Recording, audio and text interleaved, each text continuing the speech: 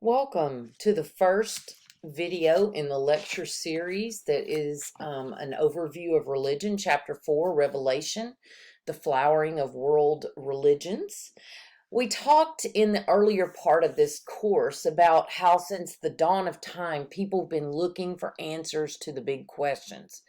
Religion helps answer some of those questions, and this lecture will discuss the three main revelation religions and touch on a couple of other religions as well.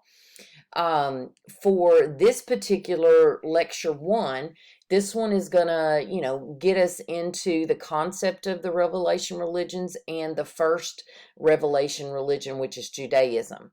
Now, for this section of the course, we have to go backwards in our timeline so that we can pick up the beginnings of religion and bring it to our current timeline location.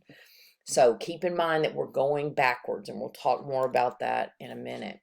So, why does religion play such a central role in the lives of human beings? Well, faith provides hope and direction for humans, as well as attempting to answer important questions about existence and the afterlife. When we look at the definition of religion, it is a phenomenon that we find in all cultures and in all periods of time.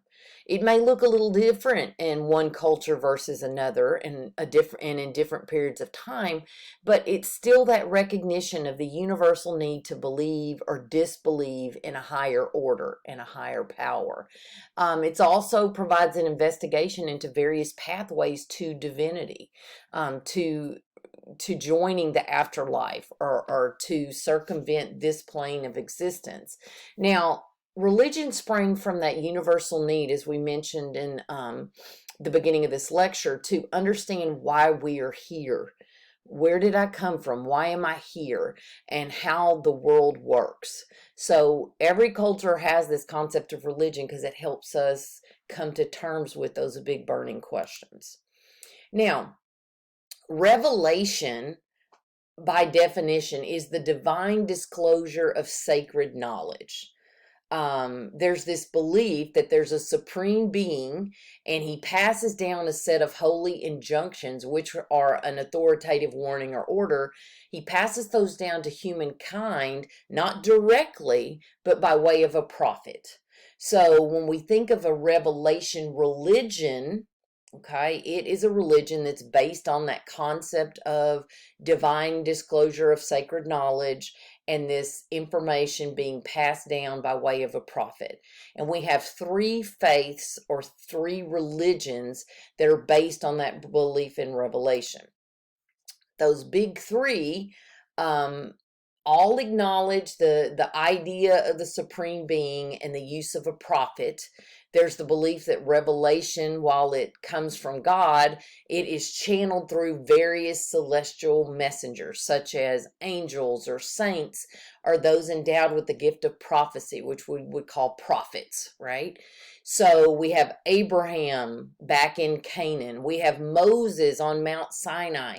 We have Jesus at the River Jordan, and we have Muhammad in the Arabian desert.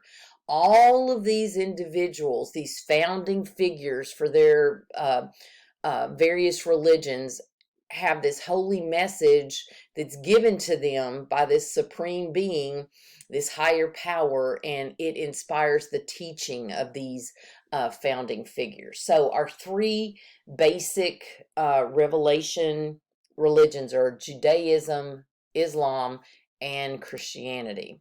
Now, again, another plug for the story of God. This is a wonderful series. It's narrated and experienced by the famous actor Morgan Freeman.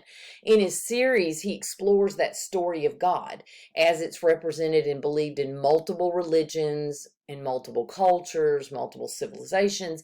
Remember, this is one of your extra credit options, but it's also interesting just to watch some of these episodes of this series, even if you don't want to write the essay assignment and turn it in for extra credit. Our first revelation religion that we're going to cover is known as Judaism. There's this tribe that was considered the, quote, children of Israel. They were called the Israelites or the Hebrews. Later, they're going to be known as the Jews. And they founded the Hebrew spiritual and mystical tradition. Judaism is the oldest of the revelation religions, and it occurred in that second millennium BCE. Now, remember I said we're going to need to go backwards in the timeline. This formation of Judaism happened 1,000 years prior to the onset of the classical civilizations of Greek and Rome. Now, we just finished our study of, ancient Rome was the last chapter that we did before this chapter 4. So, and we know that ancient Greece came before that. Think of 1,000 years before that. And that's where we pick up the timeline and start talking about religion and working our way back toward the place that we were in the timeline. So the Hebrews are a tribal people from Mesopotamia, which you may recognize as a region we have discussed in the beginning of the course. And the Hebrews abandoned the polytheism of the ancient world. Remember, there was that belief in multiple gods. Now, this idea of a single, all-powerful creator God had already appeared around 1350 BCE when a pharaoh, Akhenaten, made the sun god Aten the sole deity of Egypt. Remember, the Egyptians were believers in multiple gods, polytheism. And then there was that one pharaoh who made Aten, the sun god, the one deity. So civilizations had been struggling for quite a while with this concept of polytheism versus monotheism. But Judaism is bringing back up that monotheism idea. Now, we have to talk about this concept of ethical monotheism. It's a belief in a single, benevolent, all-knowing God that is requiring obedience to divine laws of right conduct, okay?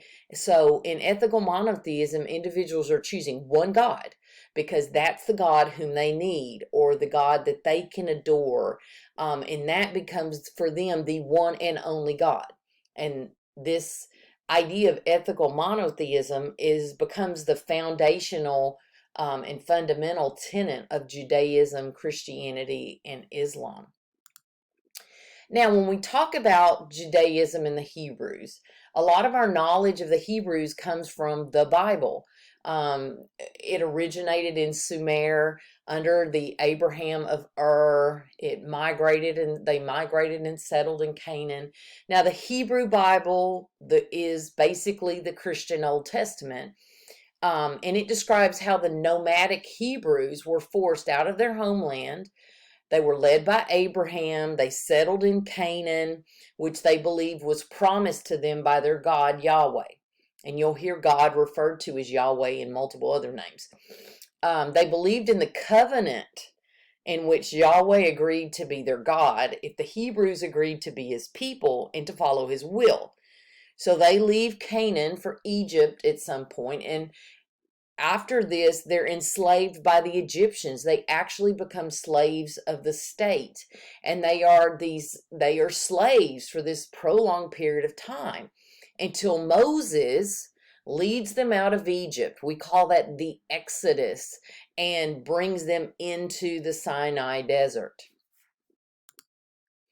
Now, on Mount Sinai, God is said to have given Moses those 10 commandments, the basis of religious law for the Judeo-Christian world.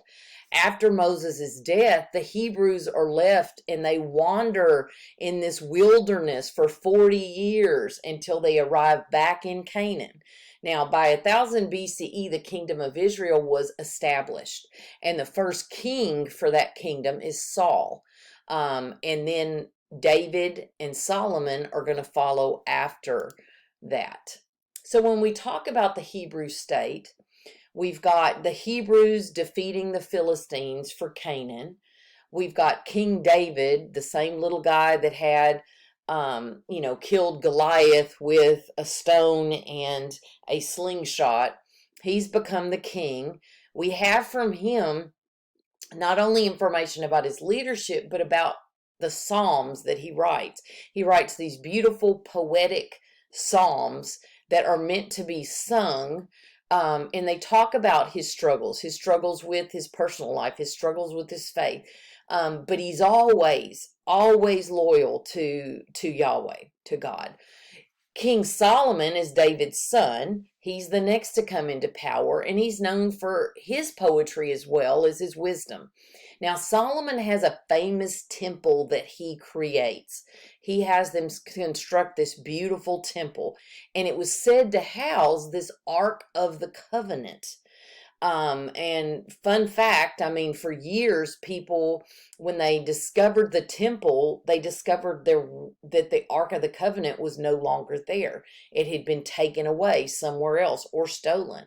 You have the wonderful movie series, The Raiders of the Lost Ark, in which one of those they're looking for the Ark of the Covenant and the chalice that was supposed to.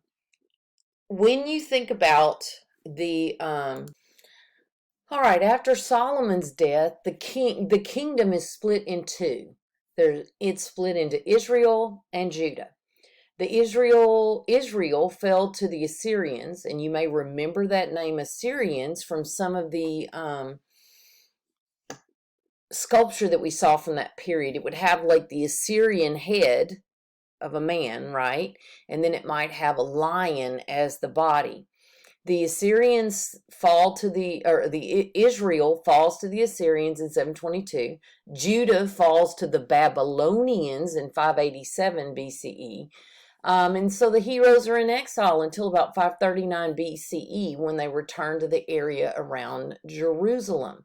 And you'll remember the Romans eventually destroyed Jerusalem in CE 70. So a lot of things happen during the time, okay? You've got the destruction of the temple. That's when the Hebrews are taken into bondage. They come back and they reestablish themselves, and they get destroyed by the Romans. So just a never-ending saga for the Jewish people. Now, you see the map here of the division. You've got the kingdom of Israel, the kingdom of Judah, as we mentioned. From this area called Judeo, we have children of Israel, Israelites, Hebrews, Jews. That term, their history and religion are intertwined. Again, they consider themselves God's chosen people, and they believe in one God who created heaven and earth and everything in between. They believe in the apocalypse, the Judeo-Christian understanding of the coming of God, or that's when the Messiah will come, which is the belief in Judaism on the day of judgment. And there's also this concept of diaspora that's dealt with in the Jewish Bible as well as the Christian Bible. Diaspora is just that dispersion of Jews, the settling of scattered colonies of Jews outside ancient Palestine after the Babylonian exile. And the area outside ancient Palestine is settled by the Jews. Now, the Old Testament in that Jewish Bible and even in the Christian Bible contains tales of this disbursement, this scattering, and this settling in different places that examines critically those ideas of integration and adaptation. And you're going to see some references to it even in the New Testament of the Christian Bible. Here's kind of a timeline of the history of the Hebrew state. You see King Saul's reign, King David, King Solomon. You see their different divisions and settling. Here you see kind of a timeline that you can go through on this region. Now let's talk about the Hebrew Bible a little bit. The Hebrew Bible consists of three main groupings. You've got the law, okay? You've got the prophets, and you've got the writings. And if we look at a division of those, the Torah, when you hear of the Hebrew Bible and you hear of the Torah, that's the first 5 books of the Bible, okay, of the Hebrew Bible. Then you have your chapters that are called the prophets. These are the different prophets. Then you've got what's called the writings, and that's where you'll find the Psalms of David that we talked about. Now, the Jews are freed by the Persians, and they return to Judah. Under scholar Ezra, the books of the Bible become more central in shaping Jewish identity. It's not until 90 CE that a list of canonic books constitute the Hebrew Bible as we know it today. There's oral debate and interpretation of scriptural ordinances that we call that Mishnah versus the Talmud. The Talmud has two components. It has the Mishnah, which is written compendium of rabbis' oral Torah, and also the Gemara. The Talmud is the comprehension written version of the Jewish oral law, and the commentaries on it, where the Mishnah is the original written version of the oral law, and the Gemara is the written word of those discussions of rabbis following the writings. Judaic art and architecture. Synagogues were these places of worship that came from the Greek assembly or meeting place. So when you see we have a lot of literary evidence and inscriptions that suggest that there were judicial proceedings, archives, treasuries, prayers, public fast, communal meals, and lodging for traveling Judeans that are associated with that concept of the ancient synagogue. There would be the public reading and teaching of the Torah that would take precedence over all else that might be an activity for that temple. Unlike the temple or that synagogue, unlike the temple or the tabernacle, a synagogue could be established anywhere, as it's not believed that the synagogue was ordained by God. So here's some pictures of an excavation of the synagogue at Masada that was built by Herod the Great. When